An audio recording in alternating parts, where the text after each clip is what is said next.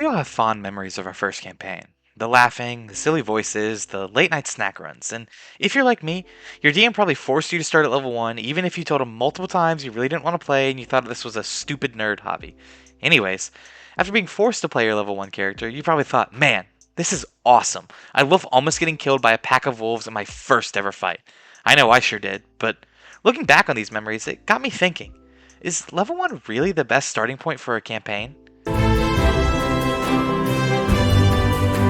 Okay, a little bit of a deep intro, but it's a question that needed to be asked. First, let's look at why level 1 is considered the starting point. Well, level 1 is great for new players. Personally, that's where I start all my players at. Both campaigns I've DM'd, and of course the first few I played it. It helps people grasp the rules, learn about strategy and teamwork, and learn how their characters' abilities work. Not only are there only a few abilities for you to keep track of, which is nice for preventing new players, and let's be honest, even some of you experienced players, from getting overwhelmed by all that they can do, but it also allows for you to have a more intimate understanding of what your character can do as you level up. By adding these abilities slowly, you know everything that your character can do at all times, maybe if you're paying attention. Starting at higher levels creates a far more likely scenario where you forget about your Monk's Stillness of Mind ability during that fight with Strahd until after you've already stunned all your allies. You can also slowly introduce the world to your players, and the characters' actions seem more meaningful. The NPCs they meet and enemies they fell are going to be around from level 1 to the end. If you can ever end a campaign, seriously, I know that the handbook talks about it, but I've yet to see this. I refuse to believe it's possible. This allows for more meaningful interactions, and if something happens to NPCs or characters, the effects are felt amongst the party members. You aren't really going to feel anything about Billy the Butcher who raised your fighter if you just hear about him. But if he invited you into his home and you seriously made a connection with him, well, it's going to hurt a bit more when he gets off, now won't it? Now, obviously, I just spent the last little bit of this talking about why starting at level 1 is so incredible, and I'm sure you're racing off to go start your next campaign, but before you do, I need you to know that level 1 is not all light spells and prestidigitations. From a player's perspective, it is super difficult to build characters with meaningful and detailed backstories. I mean, you can, but realistically, a level 1 character isn't going to have 15 years of military experience training under the general himself, only to then have another 5 to 7 years of military field experience. Even if you write something like that, it's simply an unrealistic story for a level 1 character to have. You are just at the start of your journey, and there's so much more that you can write about beforehand. No matter which way you shake it, they aren't going to be experts in their respective fields. Level 1 creates a restriction on your backstory that limits the creativity of players.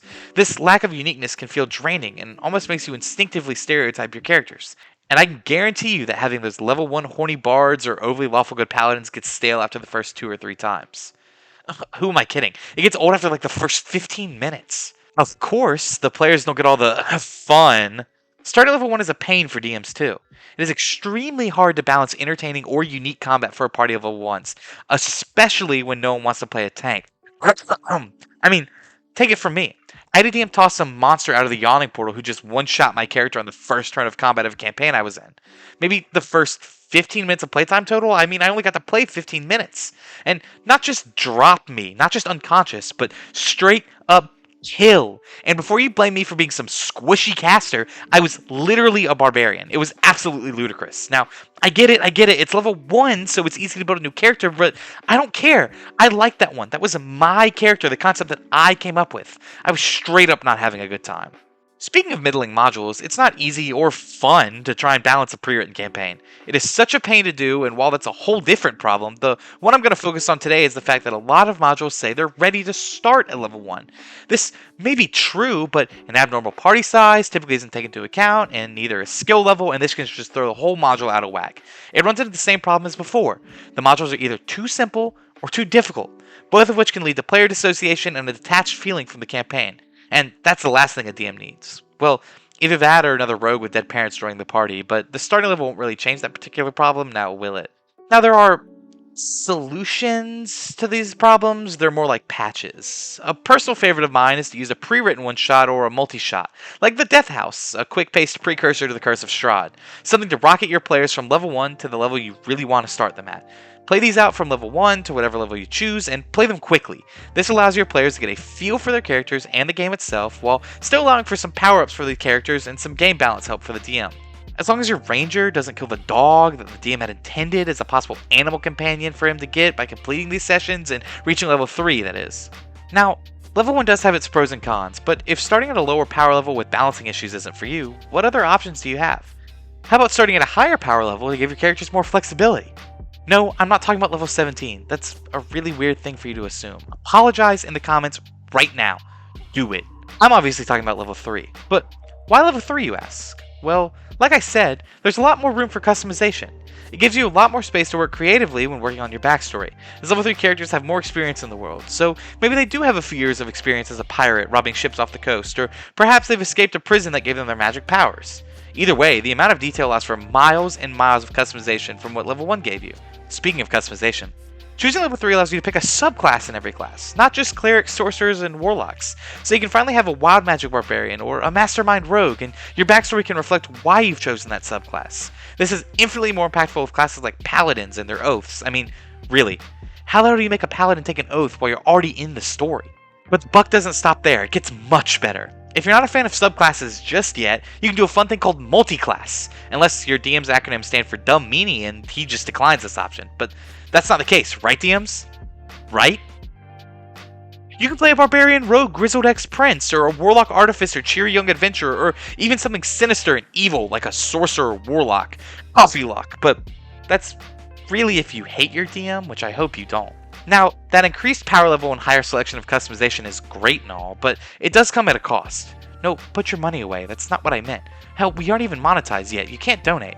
Just subscribing is way better anyway, just do that. Regardless, starting level 3 puts more work on the players. Don't worry DMs, I can hear you booing through the screen, but it's true. More work on the players isn't always a good thing. It can stress them out and make them triple check their decisions.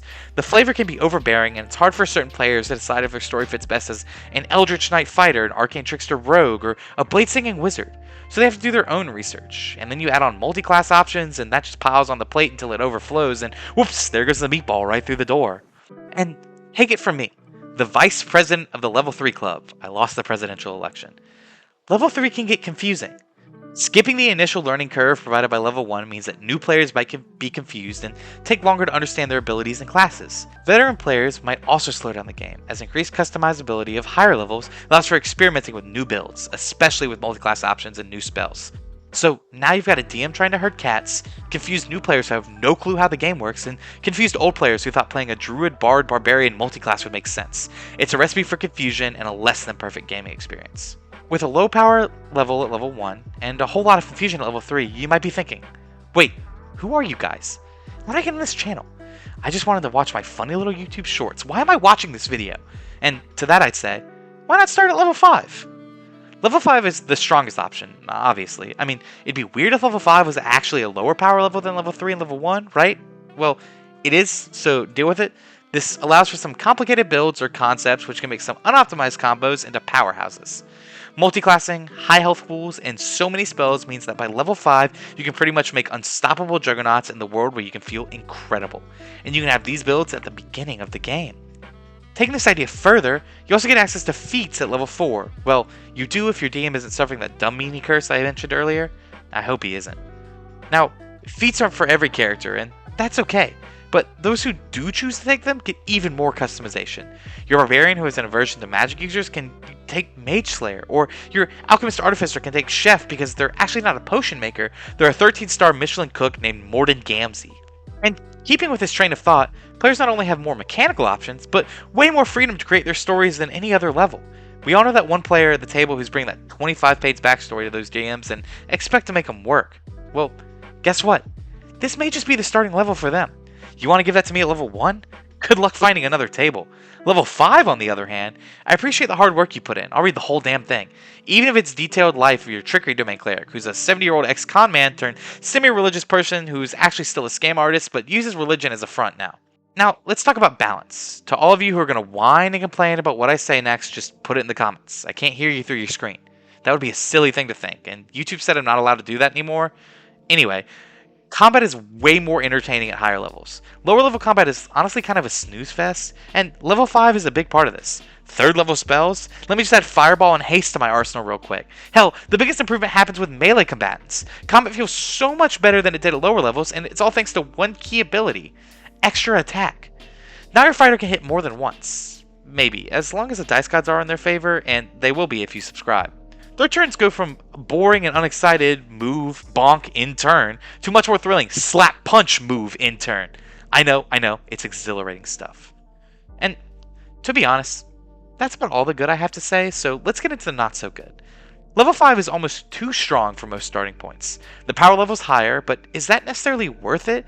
I mean, even with the thing that I mentioned with extra attack, yes, you feel like you could do so much more at this level, but it doesn't really feel like you've earned it. It's just kind of placed in your lap. You're starting at a higher power level and certainly feeling it, but that's not always a good thing, and this is magnified with a less experienced DM. With so many abilities and multi-classes and feats, it feels like an insurmountable mountain to climb if you're a DM, as you don't really have a good grasp of what your players can do. Yes, the learning curve from level 1 is useful for players, but it's also important for DMs too, and you can really feel the lack of it at level 5. You want your fights to feel strong and fair, but not trivial or too hard. It doesn't help the fact that the CR system is quite literally the most useless tool ever. Not only that, but the starting equipment feels irrelevant at level 5. Your starting equipment is not scaling properly, so you've got to figure out a way to properly equip your players. The Dungeon Master's Guide is not overly helpful with that either. You think a beholder is going to care when you get hit by a basic short sword from your fighter? No! It's going to laugh at you before eye-stalking you to death. Speaking of balance, the DM actually has way more work here than any other previously discussed levels. On top of balancing a much more involved combat on their end without really having a good feeling for what they can do, these characters are already decently established in the world. Remember how I mentioned that players can have that 20-page backstory? I sure hope you do. It was only like 2 minutes ago. Well, just because it's a good thing for the players doesn't mean it's so good for the DM. With such a fleshed out backstory, these characters have so many predetermined relationships and character dynamics that were created as an off-screen idea from a player's mind, and you want to make sure that you're doing them justice so the player's backstory actually feels like it's being done justice. That's a ton of pressure. It's tough when Facey McFaceface in Fillmore Kraken's backstory isn't performing the way the player wants. And that of course leads me into my biggest problem with level 5. It's not a balance issue, not a customization issue, not a power scaling issue. It's purely a gameplay issue. Starting at level 5 in a campaign that hopefully runs for a while means you're at least 25% or more of the way through the campaign. You are literally starting in the middle of the story. So you're telling me you want to be a quarter of the way through a story before even meeting your friends, or seeing your awesome painted minis, or hearing the silly little voices that everyone loves to laugh at? You want to miss all the fun of D&D?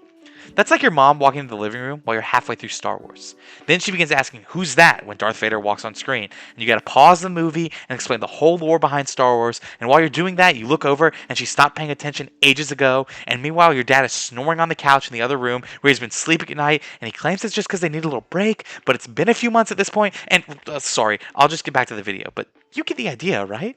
So, level 1 is a low power level and not easy for players to customize or DMs to balance. Level 3 is better in those aspects, but has a higher learning curve and puts more on the players and DMs' plates. And level 5 basically flips level 1 on its head while pushing already established characters down a story already basically done. We covered the most popular starting levels, and after reviewing them, that means it's time to reveal the best starting level. After all, that's why you clicked on the video, right? The best starting level is... none of them! Wait, what? You probably thought I was going somewhere with this. You thought I'd come up with something, but, well, that's the trick, isn't it? It doesn't matter what I say. I'm just a dude who's been yapping for who knows how long about the differences. And I do appreciate you watching, but there really is no definitive answer to the question. There is no rule that says you have to start at level 1 or level 3 or level 5 and have to end at level 20. You can start and end wherever you want. It's your game. That's right. The conclusion is that there is no conclusion. No one is happy, but it's the ending you get, so you can deal with it. Boo-hoo, go cry to your parents who still love each other. No, but in all seriousness, play what's right for you. Everyone's got their own preferences for their table. I know what I like, but Joe Schmo and Rob Smith probably like other things, and that's okay. Try them all and do what works best for you. Maybe you really only like to watch second half of movies, or maybe you love the horny bard trope. I mean, you're wrong for that opinion, but that's okay, because I'm wrong about things too. I mean, have you heard me try to say this word? Well, that's all the time I've got. I'm being told my time is up, and I'm just rambling now anyway. If you have a strong preference for starting level, or think my points are utterly incorrect and I'm just a dumb little idiot stupid head, let us know down in the comments. YouTube really won't let up on the listening through your screens thing, so we love to hear from you, and maybe you can convince us that level 7 is actually the best. Yes, I had a DM do this once. I don't know why either. If you find yourself actually enjoying the content, make sure to give this video a like, level up to a subscriber, and extra tag that notification bell so you never miss another video. I've got to go build characters that I'm never going to play now as I suffer from the curse of forever building and never playing, so I guess I'll be leaving now. Keep those dice rolling, and we'll catch you on the flip side.